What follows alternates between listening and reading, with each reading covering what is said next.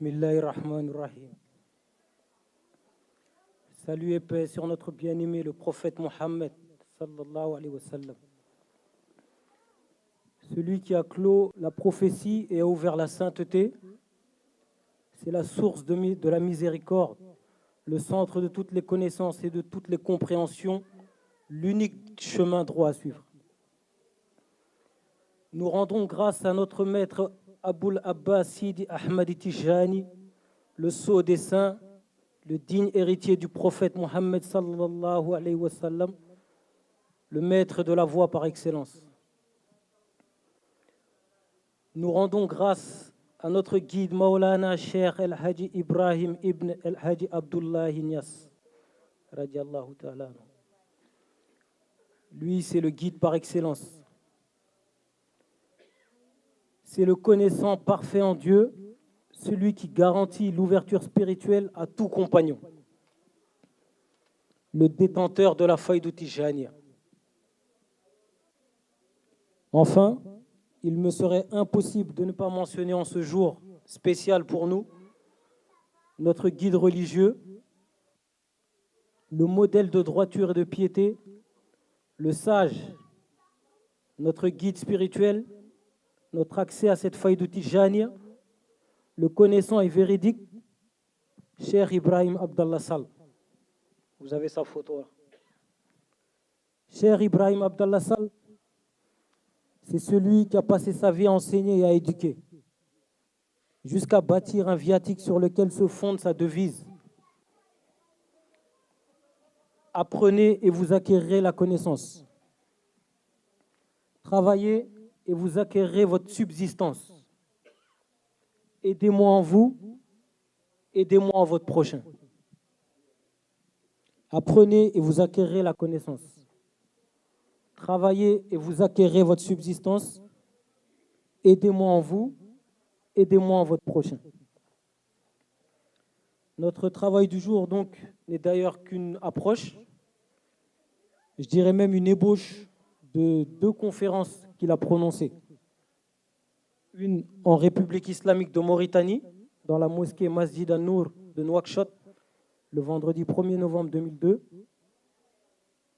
et une en France, dans la salle de colloque de Nantes, le samedi 19 juillet 2003. Ça fait donc 15 ans.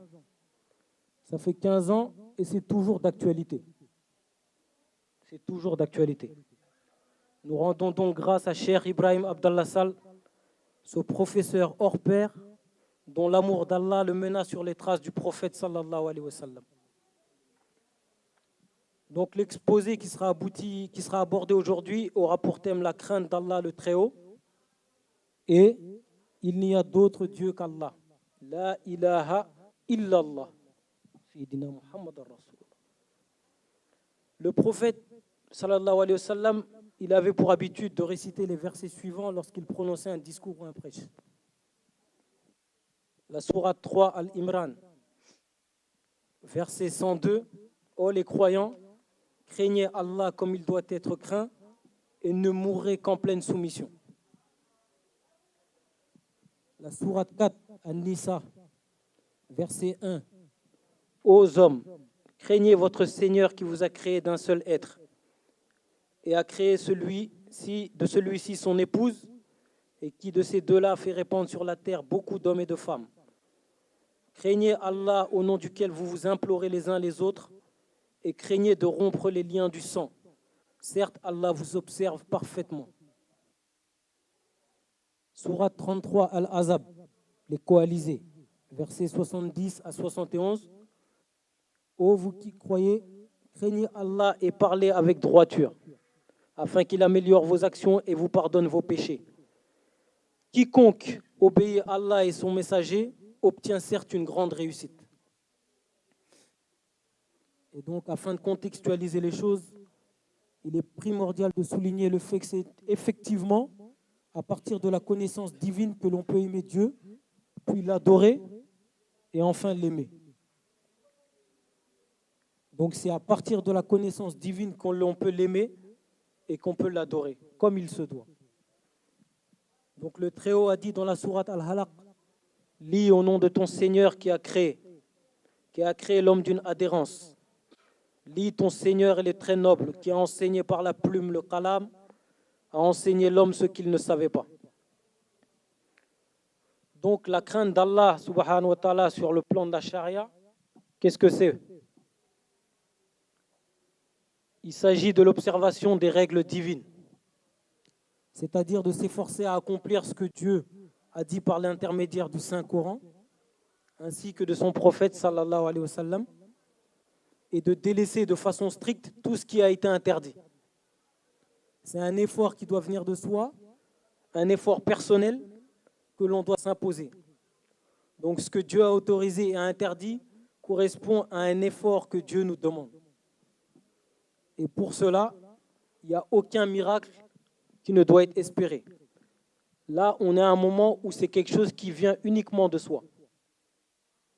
Dieu, il dit, fais ou ne fais pas. Il n'y a pas de miracle, il n'y a rien. C'est un choix.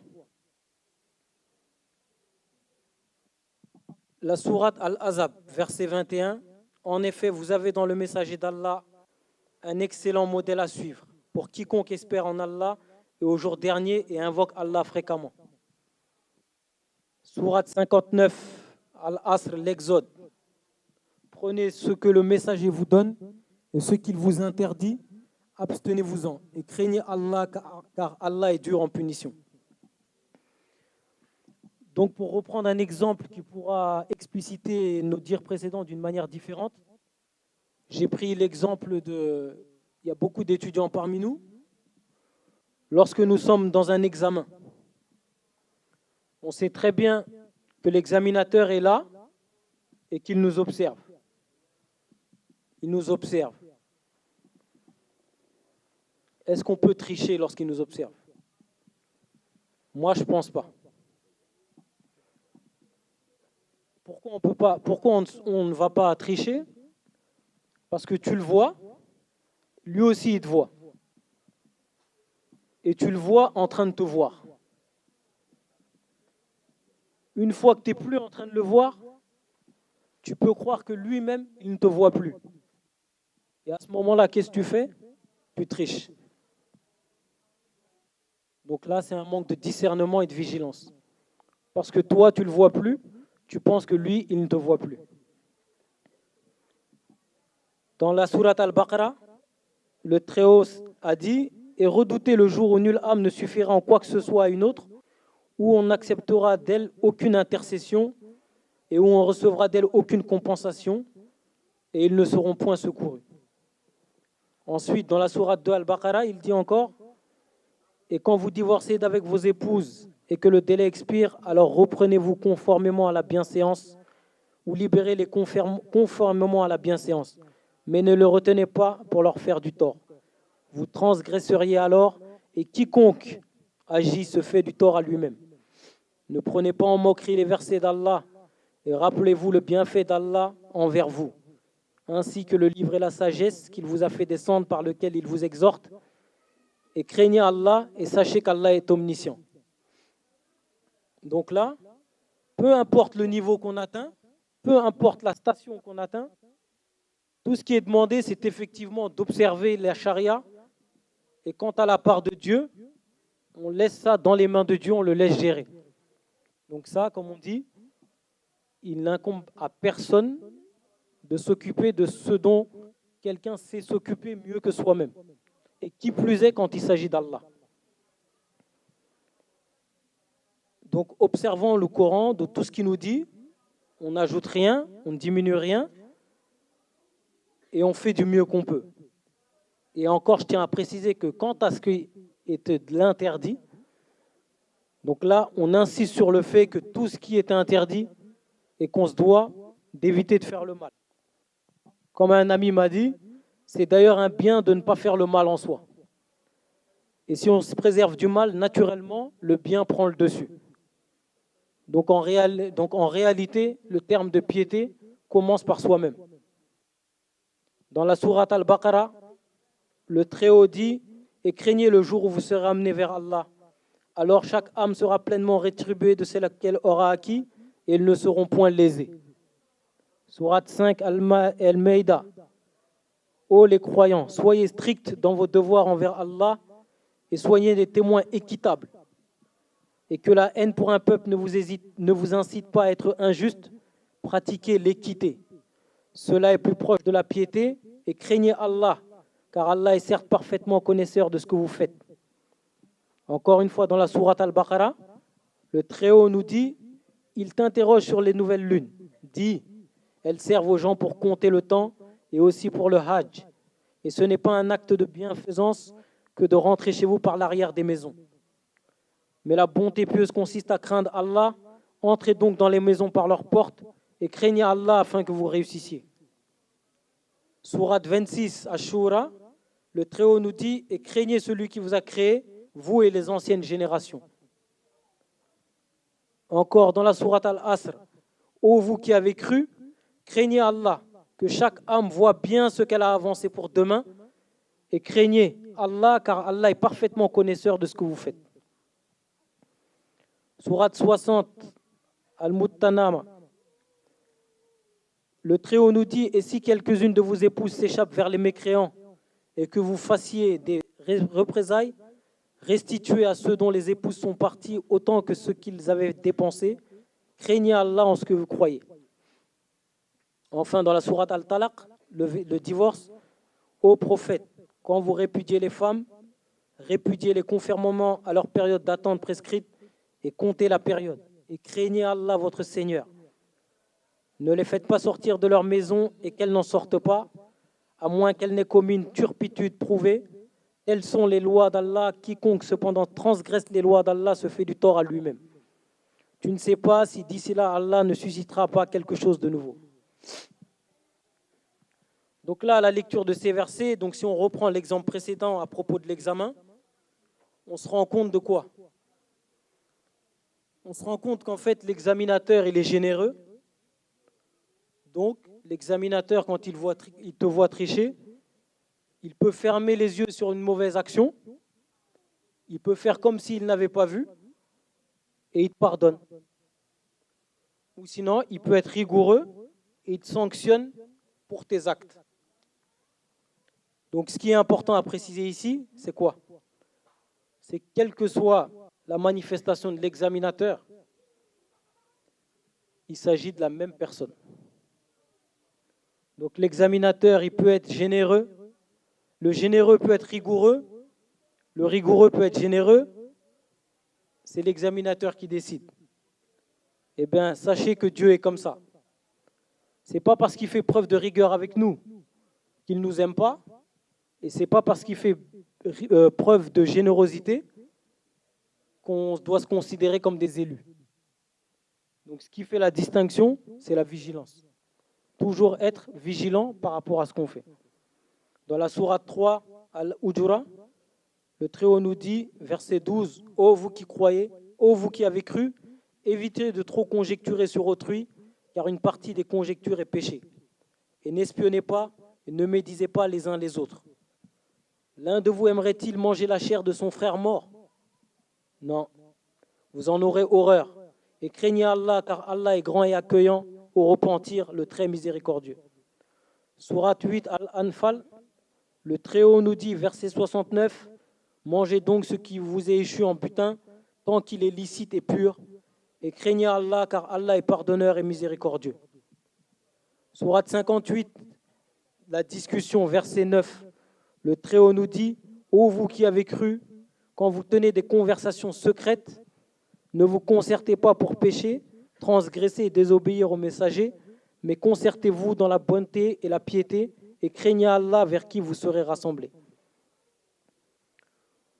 Le prophète sallallahu alayhi wa sallam disait en montrant sa poitrine, « At-taqwa una » la piété est ici, et il montrait la poitrine étant un symbole. Donc à partir de ce moment-là, les effets qui suivront sont une grâce divine.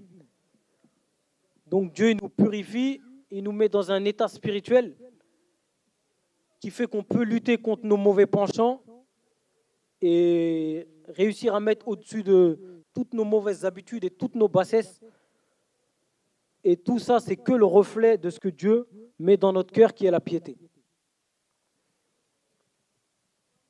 dans la sourate Al-Araf encore, il nous dit: ô enfants d'Adam, nous avons fait descendre sur vous un vêtement pour cacher vos nudités ainsi que des parures. Mais le vêtement de la piété, voilà qui est meilleur. C'est un signe de la puissance d'Allah afin qu'il se rappelle. Donc là, pour comprendre cela, j'ai pris un autre exemple. Lorsqu'on a une personne à qui on s'intéresse, donc quand on a une personne à qui on s'intéresse, au départ, le fait de s'intéresser à cette personne nous force forcément à chercher à connaître cette personne-là. Donc peu importe qui c'est, si c'est une femme, si c'est un ami, si c'est une nouvelle connaissance, on est obligé de passer par la case « je vais essayer de la connaître ».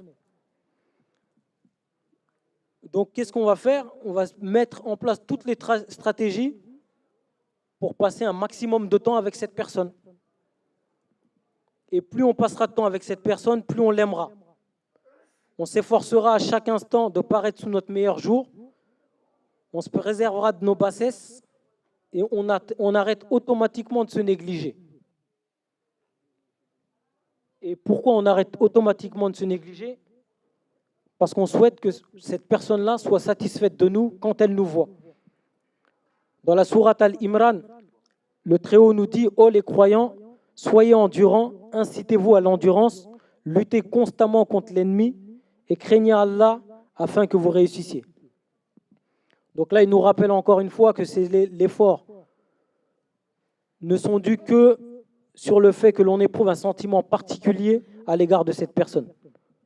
Donc il semble clair que sans la présence d'un tel sentiment, on ne se donnerait pas tant de mal. Donc dans cet effort-là, non seulement on prend du plaisir, et puis on n'attend pas d'être attribué, on n'attend en rien d'être rétribué, pardon. Donc on cherche rien en retour. Donc tout ce qu'on veut, c'est la présence de cette personne. Donc en gros, ce qu'on veut, c'est quoi? C'est être avec la personne qu'on aime sans se séparer d'elle. Eh bien, vous savez, Dieu, c'est comme ça que le croyant doit se comporter avec Dieu. Il faut chercher à le connaître, et une fois qu'on le connaît, une fois qu'on a connu l'amour véritable, c'est à partir de là qu'on ressent et qu'on sent les manifestations. Donc lorsque tu l'aimes, tu souhaites uniquement être avec lui, et tu es toujours avec lui.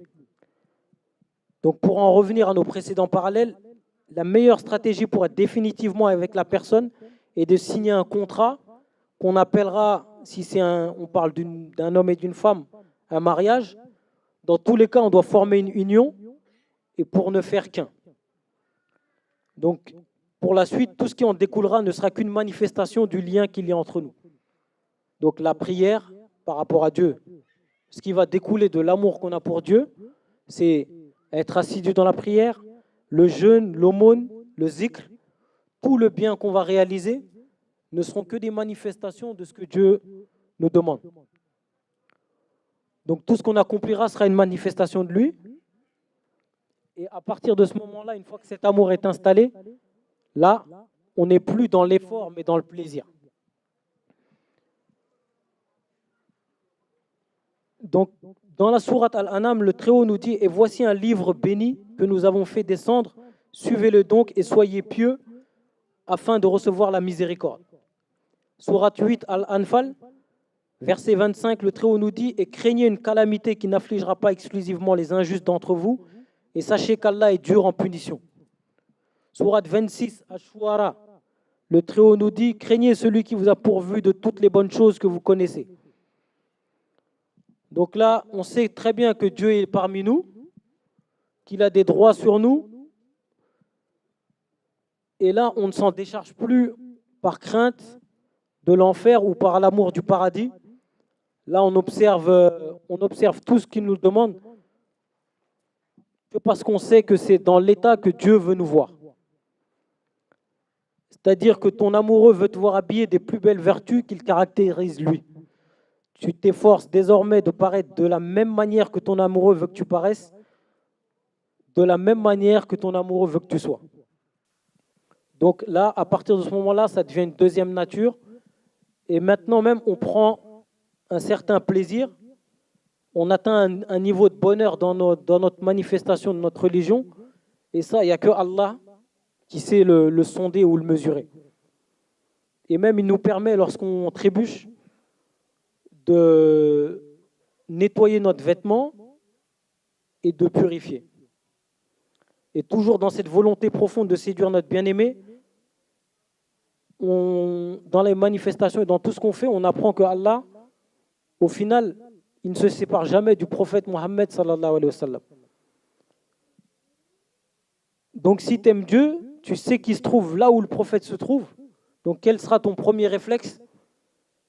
C'est d'aller voir le prophète sallallahu alayhi wa sallam, d'aller là où lui il est. Donc Dieu n'aime que le prophète sallallahu alayhi wa sallam, et toi à ce moment-là, tu n'aimeras que le prophète sallallahu alayhi wa sallam. Dans la sourate Al-Hujura, le Très-Haut nous dit: ô vous qui avez cru, ne devancez pas Allah et son messager, et craignez Allah, Allah est audient et omniscient.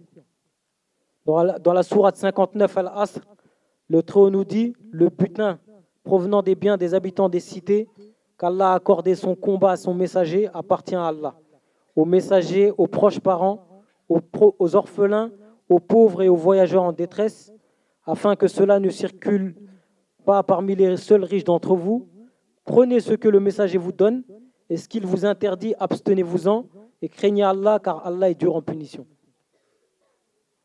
Donc Allah, là, il nous dit: prenez ce que le messager vous donne.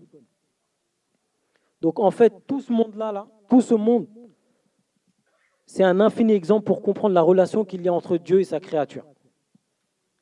Donc tout ce qui est à disposition, que ce soit visible ou invisible, doit nous ramener à l'état originel que Dieu nous a créé, c'est-à-dire l'adoration de Dieu sans associé. Et effectivement, à bien y regarder, l'amour et la jalousie sont deux choses qui vont ensemble. Donc quand il y a amour, il y a forcément un peu de jalousie. C'est-à-dire que quand tu aimes quelqu'un, tu souhaites juste l'aimer, mais toi seul. Tu ne veux pas le partager et tu veux qu'il y ait un amour qui soit de façon exclusive. Et Dieu, lui, c'est comme ça qu'il veut qu'on l'aime.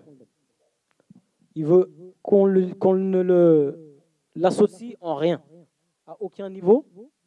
Et on ne parle même pas d'idole ou quoi que ce soit. On arrive à un moment où là, on ne parle que de nous-mêmes. Et que de ce que en nous peut devenir un voile qui nous empêche d'avancer vers Allah. Dans la sourate 5, Al-Maïda, le Très-Haut nous dit: et mangez ce que Allah vous a attribué de licite et de bon, craignez Allah en qui vous avez foi. Dans la sourate 5, la table servie, verset 57, le Très-Haut nous dit: ô les croyants, n'adoptez pas pour allier ceux qui prennent en raillerie et jeu votre religion parmi ceux à qui le livre fut donné avant vous et parmi les mécréants, et craignez Allah si vous êtes croyants. Et encore, il nous dit, Al-Maïda, verset 11, ô les croyants, rappelez-vous le bienfait d'Allah à votre égard le jour où un groupe d'ennemis s'apprêtait à porter la main sur vous, en vue de vous attaquer, et qu'ils repoussaient à leur tentative. Et craignez Allah, c'est en Allah que les croyants doivent mettre leur confiance. Donc là, c'est comme ça que le serviteur il doit être. Donc c'est-à-dire qu'il doit être jaloux dans le rapport qu'il a avec Dieu, et il doit exclure tout ce qui peut être un tiers entre lui et Allah. Donc là, le tiers dont on parle même de soi-même, de sa propre personne. Donc les gens qui bénéficient de cette spécificité, ils sont mentionnés par Dieu. Il y en a certains parmi nous, il n'y a plus d'enfer pour eux qui existe, il n'y a plus de paradis pour eux qui existe, il n'y a que Dieu et sa satisfaction. Donc plus de paradis pour ses intérêts, plus d'enfer pour ses châtiments. Donc ces gens-là, ils craignent quoi? Ils craignent que la colère d'Allah quand ils font quelque chose, et ils n'œuvrent que pour sa satisfaction. Ils se sont libérés de toutes les créatures visibles et invisibles, et y compris eux-mêmes, et moi je dirais même surtout eux-mêmes. Donc là, il est important de savoir que la chose qui peut empêcher d'atteindre une certaine forme de piété, c'est le nafs. Et le nafs, il est très important de savoir que le nafs, tu peux te défaire de tout. Tu peux te défaire de tout ce qui est visible envers toi, Mais le naf, c'est très très difficile de s'en départir et c'est très très subtil. Et ça, pour faire attention à son naf, il n'y a que Dieu, avec la piété qu'il met en toi, qui peut te permettre de faire attention à ça et qui peut te permettre de rester tout le temps en alerte. Et là, Allah il nous dit dans la sourate 16, An-Nahl, verset 128, certes, Allah est avec ceux qui l'ont craint avec piété et ceux qui y sont bienfaisants. Sourate 22 Al-Hajj, verset 37, le Très-Haut nous dit, ni leur chair ni leur sang n'atteindront Allah, mais ce qui l'atteint de votre part, c'est la piété. Dans la sourate Ad-Dukhan, la fumée, verset 51, le Très-Haut nous dit, les pieux seront dans une demeure sûre. Donc la piété, c'est quoi? La piété, c'est la lumière qui permet de t'orienter dans toutes les situations vers Dieu. Donc c'est une certaine lumière qui te permet de te diriger vers Dieu, même quand tu n'as pas la science du halal et du haram, même quand tu n'as pas appris. Allah, si tu es pieux, il te met une lumière qui fait que tu fais toujours les bons choix. Et ça vient de lui. Tout ce qu'il va faire, ça va te permettre d'être en phase avec lui. Et tout ce que tu feras s'opposera naturellement à ce que lui n'agrée pas. Et les gens que Allah spécifie avec ce certain comportement, ce sont les bien guidés. Dans la sourate Al-Maïda, Allah nous dit, ô les croyants, ne profanez ni les rites du pèlerinage d'Allah, ni le mois sacré, ni les animaux de sacrifice, ni les guirlandes, ni ceux qui se dirigent vers la maison sacrée, cherchant leur Seigneur grâce et agrément. Une fois désacralisé, vous êtes libre de chasser et ne laissez pas la haine pour un peuple qui vous a obstrué la route vers la mosquée sacrée, vous inciter à transgresser. Entraînez-vous dans l'accomplissement des bonnes œuvres et de la piété et ne vous entraînez pas dans le péché et la transgression et craignez Allah car Allah est certes dur en punition. Donc les bien guidés, comme je disais, ce sont des gens qui sont dans un état de piété. Eux, ils font que ce que Dieu il veut. Ils ne regardent que ce que Dieu il veut. Ils ne vont dans des endroits que dans les endroits que Dieu agrée. Ils n'écoutent que ce que Dieu agrée. Ils purifient leurs pensées de toute animosité et de toute pensée négative.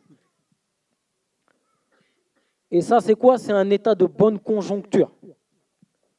Donc, ils ont une bonne opinion de Dieu et ils ont une bonne opinion des créatures. Et là, comme je disais, quand tu es en face de quelqu'un que tu crains, que tu sais qu'il a un pouvoir absolu sur toi, la meilleure chance de t'en sortir, c'est d'avoir un bon regard sur lui. Et Allah, il est comme ça. Dans sa miséricorde, il est fidèle à la pensée de sa créature. Donc plus tu es en bonne conjoncture, et plus Allah, il a le même comportement que toi. Donc le croyant pieux, c'est celui qui professe la bonne parole. Et le croyant pieux, Dieu lui accorde toujours la facilité dans ses affaires. Il lui accorde son pardon. Et c'est celui-là qui a une très grande récompense. Dans la sourate Le divorce Al-Talaq, le verset 4, le Très-Haut nous dit « Quiconque craint Allah, cependant il lui facilite les choses. » Après il dit encore dans la sourate Al-Talaq « Quiconque craint Allah, cependant il lui efface ses fautes et lui accorde une grosse récompense. » Dans la sourate 78 An-Naba, le Très-Haut, verset 51, le Très-Haut nous dit « Les pieux sont parmi des ombrages et des sources. » Donc là, chaque musulman est en paix pour son prochain. Et ça, c'est la miséricorde qui baigne. Et c'est là, à ce moment-là, lorsque la miséricorde qui baigne parmi les gens pieux, c'est ces gens-là qui ont une très grande récompense auprès de Dieu. Une fois que le pieux acquiert une certaine piété par la grâce de son Seigneur, il devient automatiquement un salam pour tout le monde, une paix et une bonne nouvelle. Et c'est pour ça que Dieu, lorsqu'on se dit bonjour, nous a enseigné de dire Assalamu alaikum. Je viens t'enseigner la paix. Parce que ça, il parle aux pieux. Donc, à partir du moment où tu as une personne qui est pieuse en face de toi, tu n'as plus rien à craindre de cette personne-là. Et là, Allah, dans sa miséricorde, il nous accorde la facilité. Donc, dans une société où chacun est en paix avec soi-même, et ben dans la multiplication de cette miséricorde, la société devient un havre de paix.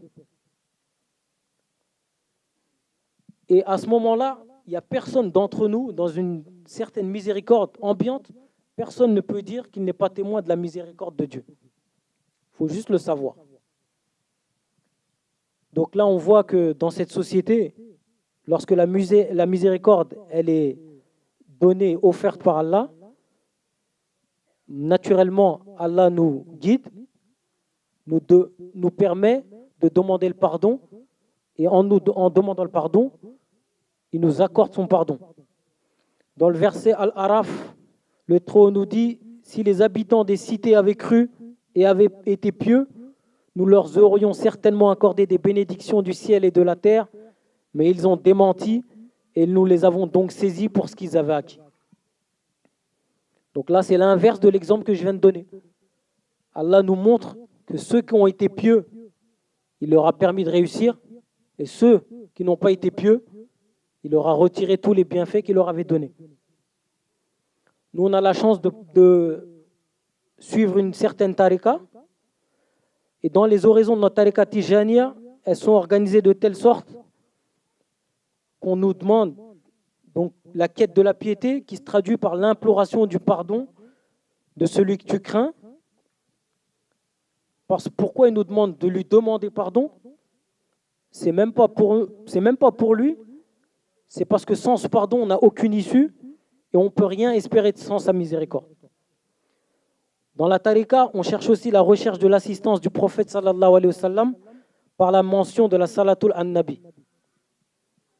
Et enfin, on témoigne de l'unicité de Dieu et à ce moment-là, on est au summum de la crainte révérentielle. Donc tant que dans notre cœur, on n'a pas atteint cette forme de piété, notre témoignage est toujours entaché d'un certain associationnisme. Dans la sourate 2 Al-Baqarah, le Très-Haut nous dit « La bonté pieuse ne consiste pas à tourner vos visages vers le levant et le couchant. Mais la bonté pieuse est de croire en Allah, au jour dernier, aux anges, aux livres et aux prophètes, de donner de son bien, quelque amour qu'on en ait, aux proches, aux orphelins, aux nécessiteux, aux voyageurs indigents et à ceux qui demandent l'aide et pour délivrer les joues, d'accomplir la salat et d'acquitter la zakat. Et ceux qui remplissent les engagements lorsqu'ils se sont engagés, ceux qui sont endurants dans la misère, la maladie et quand les combats font rage, les voilà les véridiques et les voilà les vrais pieux. » Donc là, la crainte pieuse, elle consiste en quoi? À mettre en pratique tous les commandements de Dieu et de s'abstenir de tous ses interdits. Et les interdits dont on parle, c'est les interdits qui soient de façon apparente ou de façon cachée, donc que ce soit en public ou dans notre intimité. Après, cette crainte-là, elle a une autre dimension pour ceux qu'on appellera les élus. Donc pour les élus, elle consistera à une mention perpétuelle de Dieu sans jamais l'oublier, agrémentée de louanges par rapport à ses bienfaits et sans jamais le désapprouver ni ressentir quelconque ingratitude. Donc toujours lui obéir sans jamais lui désobéir. Donc là, quand il nous dit ça, on apprend qu'il y a certains qui peuvent lui obéir, mais des fois, ils peuvent ne pas obéir. À un autre niveau, on a certains qui obéissent tout le temps et qui respectent tout le temps les interdits. Là, on est à un autre niveau. Dans la sourate 3, le verset 102, Allah nous dit encore « Vous qui croyez, craignez Dieu comme il se doit ». Et là, après avoir mentionné les élus, on peut mentionner l'élite de l'élite. Donc pour ces derniers, c'est simple et tout bonnement, dans leur fort intérieur, dans les pensées les plus intimes, eux, ils ne pensent jamais à autre chose qu'à Allah, ne serait-ce qu'un laps de temps. Il ne faut rien sans penser à Allah. Ça, c'est la piété sur le plan de la charia. Donc là, quand on rentre sur la piété d'un point de vue de la haqiqa, on entre dans une autre dimension. Donc à ce stade, il ne s'agit effectivement plus de parler de crainte, mais là on parle d'amour. Et là c'est un amour véritable. Donc là, dans la haqiqa, l'être humain, il n'a plus aucune part. Là, on se trouve dans un domaine où Dieu, il est acteur, Dieu, il est spectateur, et c'est lui qui fait l'action. Il est acteur, il est spectateur, et c'est lui qui fait l'action. Je ne sais pas si vous m'avez compris. Il est acteur, il est spectateur, et c'est lui qui fait l'action. L'être humain, il n'est plus là. Dans la sourate Al-Baqarah, le sourate 2, le Très-Haut nous dit, et là j'aimerais bien que vous tendiez vos oreilles s'il vous plaît, Alif Lam Mim. C'est le livre au sujet duquel il n'y a aucun doute. C'est un guide pour les pieux qui croient à l'invisible et accomplissent la salat et dépensent dans l'obéissance à Allah de ce que nous leur avons attribué. Ceux qui croient à ce qui a été descendu, révélé, et à ceux qui a été descendu avant toi et qui croient fermement à la vie future, ceux-là sont sur le bon chemin de leur Seigneur et ce sont eux qui réussissent dans cette vie et dans la vie future. Donc là, Allah nous dit, c'est le livre au sujet duquel il n'y a aucun doute. Donc là, Allah, qu'est-ce qu'il fait? Là, il énumère les pieux qui peuvent profiter du Saint-Coran. Il dit que c'est ceux qui croient à l'invisible et accomplissent la prière. Il continue en disant, c'est ceux qui dépensent de ce que Dieu leur a donné et qui croient à ce qu'on a révélé au prophète Mohammed sallallahu alayhi wa sallam. C'est ceux qui croient à ce qu'on a révélé au prophète et qui ont précédé et qui croient fermement à la vie future. Il ajoute, c'est ceux qui sont sur le chemin de leur Seigneur et c'est ceux-là qui ont réussi. Allahu Akbar. Donc là, j'aimerais savoir si vous avez remarqué que Dieu, dans ces 5 versets, il ne mentionne aucune récompense. Est-ce que vous avez remarqué que dans ces 5 versets, Dieu, il parle d'aucun châtiment. En 5 lignes, il n'a pas parlé de châtiment, il n'a pas parlé de récompense. Il parle de ceux qui sont sur son chemin à lui et qui ont vraiment réussi. Il parle de ceux qui font vraiment ce qu'ils font uniquement pour la face d'Allah, le glorieux. Et j'aimerais savoir si vous avez remarqué également, il parle que de l'invisible. Donc là, dans ces 5 versets, il a mentionné l'invisible, mais il n'a pas mentionné le visible. Il dit visible, il aurait pu dire visible et invisible, mais il parle que de l'invisible. C'est quoi l'invisible? C'est quoi l'invisible? L'invisible, c'est ce dont on n'a pas accès. Et là, la prière. Ça, c'est un don que Dieu nous a fait. Et là, il n'y a pas eu besoin de l'intervention d'un être humain. La prière, elle est arrivée. Il nous a dit, il faut prier comme ça. Elle n'est pas passée par un être humain. Aucun être humain n'est venu déformer la prière de la manière dont Dieu nous l'avait donnée. Ensuite, il nous demande de donner de ce que nous lui avons donné, de ce que lui nous a donné. Donc là, il ne dit pas allez travailler et ce dont vous allez produire, vous le donnez. Non, il parle de ce que lui nous a donné. Donc là encore, on n'intervient même pas. On doit donner ce que lui nous donne. Ensuite, il dit tu crois à ce qui a été descendu. Donc là, il nous parle de quelque chose, de croire en quelque chose qui est descendu à un moment où on n'était même pas là. On est encore dans l'invisible. Il parle de quelque chose qui a été révélé avant toi. Donc avant qu'on soit là, on n'était encore pas là. On est encore dans l'invisible. Et il dit, croyez en la vie future La vie future, qui sait si quand on sera encore là. Donc là, à un moment, il parle où il n'y a personne d'entre nous qui est là, qui est mentionné. Donc c'est-à-dire qu'à ce moment-là, on n'a aucun moyen de vérifier quoi que ce soit dans ce qu'il dit. On ne peut que s'en remettre à Dieu les yeux fermés, s'en remettre corps et âme. Donc là, on ne peut pas intervenir, on n'a pas d'avis, on n'est rien du tout dans les 5 versets que Dieu mentionne.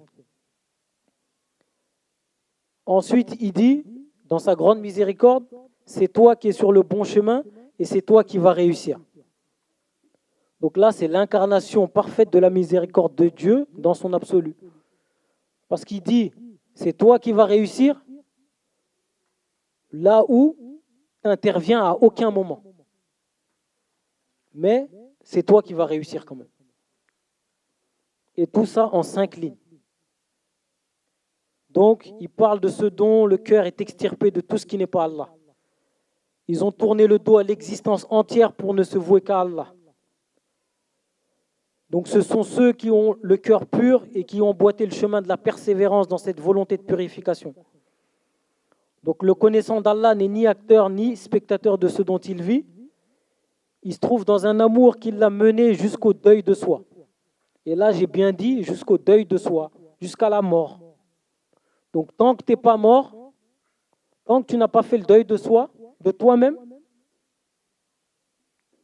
il reste encore quelque chose. Donc c'est qui? Ceux qui mettent le deuil en eux-mêmes et qui avancent, c'est ceux qui ont placé leur confiance entière en Allah. Donc là, mes chers frères et sœurs, c'est difficile de vous décrire ce qui peut être compris que quand c'est vécu. Mais pour le connaissant d'Allah, il n'y a rien qui existe si ce n'est la volonté d'Allah. La ilaha Allah. Donc, qui vit dans la ilaha illallah? C'est celui qui n'a plus aucun sort, plus aucune volonté personnelle, plus aucune sensation. Donc, il a accepté sans aucune once de réaction tout ce qui émane de son Seigneur, dans sa rigueur, le Jalal, dans sa beauté, le Jamal. Tu acceptes tout ce qui est dur, sans aucune once de réaction, et tu acceptes tout ce qui est difficile, sans aucune once de réaction. Ce n'est pas ton histoire, ce n'est pas tes affaires, ce n'est pas toi qui décides. Et cette façon de vivre, il n'y a que ça qui mène à la quiétude. Il n'y a que ça qui mène au paradis. Et le paradis, comme je vous ai dit tout à l'heure dans les versets, le Alif Lam Mim, les 5, il n'y avait pas de récompense, il n'y avait pas de châtiment. Le paradis, il est que dans la contemplation d'Allah. Il est où? Est-ce qu'il y a un paradis plus haut que la contemplation d'Allah? Tous les autres paradis, une fois que tu contemples Allah, tu n'as plus besoin de rien. Tu n'es plus rien, tu n'existes plus.